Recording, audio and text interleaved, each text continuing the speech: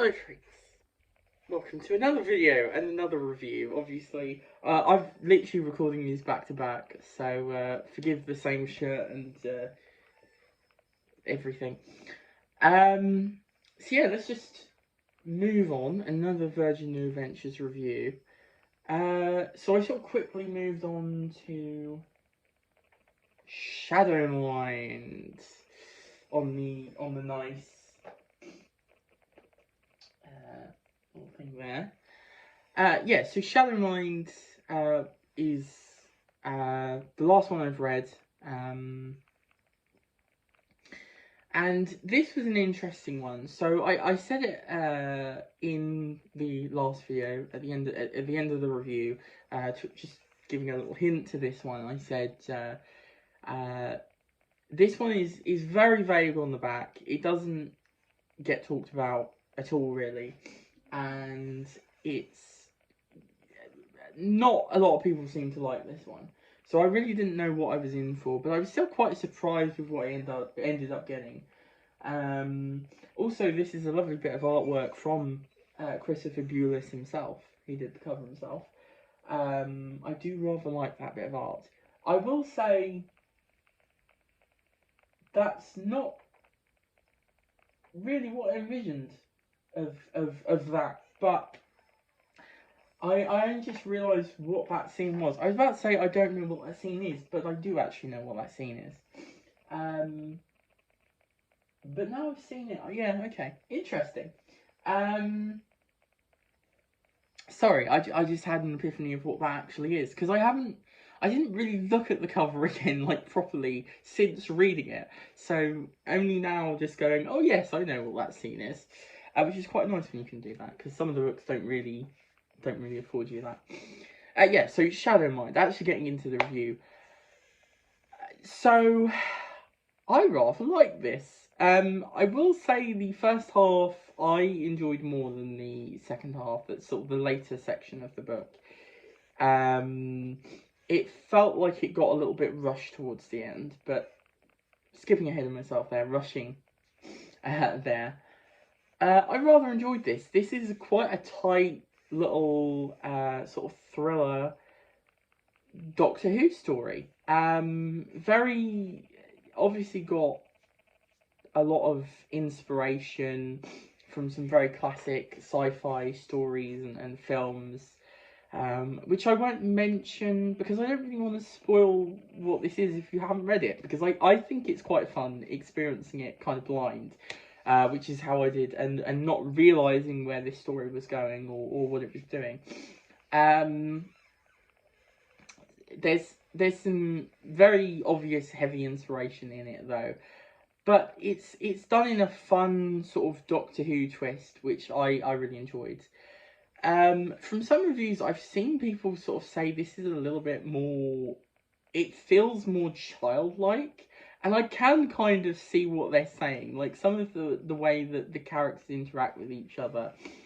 I think less childlike and more, it feels more in the vein of very classic adventure fiction, particularly sci-fi adventure fiction, which I think this was going in the vein for.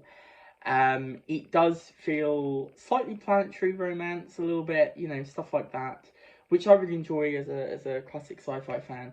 So I actually found a lot to appreciate here. I thought this was rather fun. I liked the alien premise. The sort of main villain, the Umbra, I'm just going to say the name, isn't the most interesting. Although I like the idea of it. I just wish there was a bit more to it, a little bit more around it. But I do really like the idea of the Umbra. I think it's quite interesting, and that is fun. But I particularly like the Shen. They're a really fun creation, and I don't think they come back, which is a shame because I think they'd be a fun, particularly in the TV series. I think they'd be a fun alien. Obviously, I can see why they wouldn't do it, just for the gore kind of thing. There is a little bit of gore here. There is quite a bit of gore in at least the early sections. but yeah, I think that's a really fun little creation. In terms of the Dr. Ace and Benny, I actually really like how they're done here. It's very different to the last book, so it does feel kind of jarring. They feel like they're a bit friendlier, like Ace and Bernice are a bit friendlier to each other in this, and there's a little bit more of friendly banter kind of thing. But I kind of enjoyed it. I don't know. I liked the silly sort of fun chat that they had. It was a nice break. I feel like it is a little bit jarring. Maybe it could have been toned down a bit, but you know, it was fun to read, to be perfectly honest with you. And I thought the Doctor was really fun here as well. He's not in loads and loads of it, but that's kind of expected with the Virgin books at this point. But I think he works here as well. I particularly like the early sections with him in the sort of boards meeting with the sort of emergency meeting thing that they have, where he's taking over the meeting. I quite enjoy all of that stuff. It feels very classic Seventh Doctor, and it's done really well. And it's another really pacey story, like the last one. I just realised I don't have it with me now because I just put it back on the bookshelf. But like the last one I was talking about, White Darkness, it's very pacey.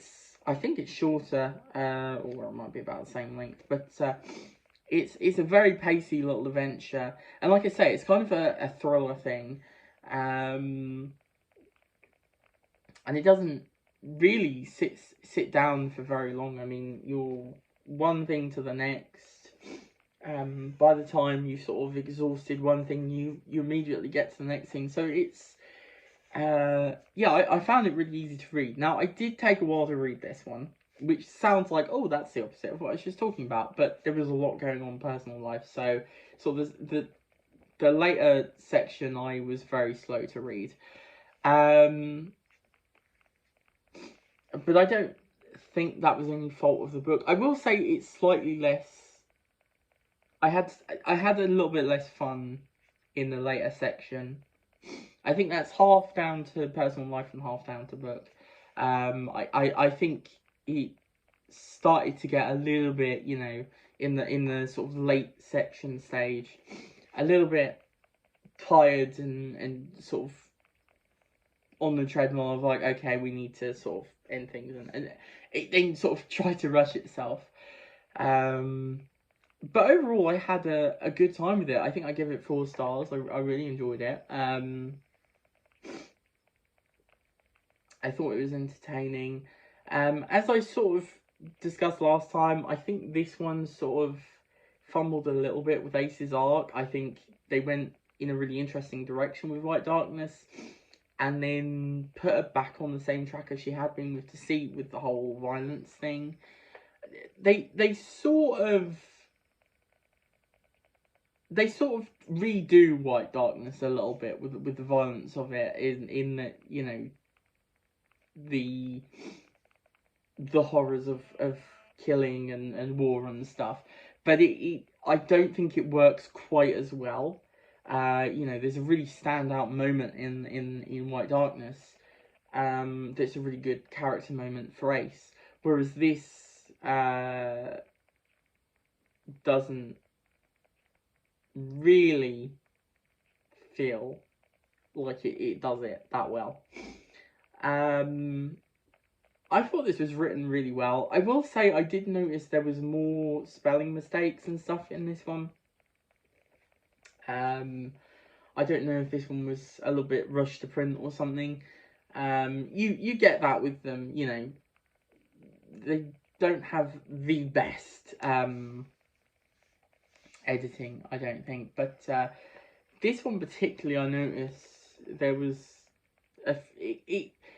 it was there enough that I sort of really noticed it, whereas sometimes, you know, you'll get one and then another one like a lot later on, and you kind of don't really notice it as much. But with this, you sort of did, which is unfortunate. As you can see, this is a bit of a beaten copy. Most of this is from the previous owner, although the damage to the front cover here is my fault, unfortunately. So yeah, unfortunately it's got a little bit of bleeding, not too much, but a little bit of bleeding. And to be honest, there's not a ton to really say other than what I've said. Again, this one had quite a few side characters. I quite like that actually, particularly the Shen characters were quite interesting when you got their perspective from a certain thing. I don't want to spoil it, but basically that idea I really liked, and that was quite interesting. So yeah, I think that's it. I think I've said my piece with this. But yeah, I did enjoy this. I thought this was fun. It wasn't, like I say, it wasn't what I thought it was going to be, because I don't know. I think I expected this to be military SF, and it is a little bit, particularly the second half is, sort of the later half towards the end sort of is, but it's the direction and what was going on and stuff. I didn't expect. Like, I didn't expect the villain, and the sort of space adventure type thing that was going on, and I really enjoyed that. So it was a nice surprise. I wasn't sure how I'd feel about this one, but yeah, I enjoyed it. I thought it was a good time. Happy to finally have read it. And also very pleased because it means I can now move on to one I've been quite excited to read, and that is Birthright by Nigel Robinson. I'm one of the few people that actually liked his other book, which was Apocalypse, Time of Apocalypse. I quite enjoyed that one. I thought that was an entertaining standard Doctor Who adventure. I know a lot of people really don't like that, but I enjoyed it. But people quite like this one, I think. It's a Doctor Light one. This leads directly into this, sort of. He sort of mentions, oh, I will have an adventure on my own. Obviously, because this runs concurrently with the next one, which I haven't got down. Iceberg, I think it's called. But this has got a lovely cover. And yeah, I hear this is quite good. I think it's the shortest of the Virgin New Adventures. It's absolutely tiny. It's, I think, 216 pages. Yeah, absolutely minuscule. So this should be a nice fast read. I know it's split into parts, so there's a Benny part, an Ace part, a Benny and Ace part, and then part 4 is the TARDIS. And it's got prologue and epilogue. So yeah, looking forward to this. I think this is going to be good fun. I always quite enjoy the Doctor Light stuff. Obviously, I've never really had much of a problem. Oh, sorry.